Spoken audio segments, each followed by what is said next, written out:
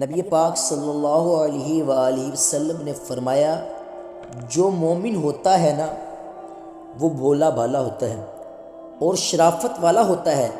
بلکہ ایک حدیث میں تو آیا ہے کہ حضور علیہ الصلوۃ والسلام فرماتے ہیں، مومن اتنا بھولا بھالا ہوتا ہے کہ سامنے والا اسے بیوقوف سمجھنے لگ جاتا ہے، اس کا خیال ہوتا ہے اسے تو عقل ہی کوئی نہیں۔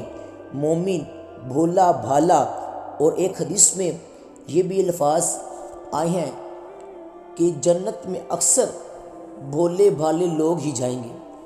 یہ جو تیزیاں ہیں نا، انسان کا سمجھدار ہونا اور بات ہے، لیکن انسان کا تدبر والا ہونا، فہم و فراست والا ہونا یہ اور بات ہے۔ لیکن چلاک ہونا، مکار ہونا، شیشے میں اتارنا، لوگوں کو اپنے قابو میں کرنے کی کوشش کرنا، اس کو شریعت پسند نہیں کرتی۔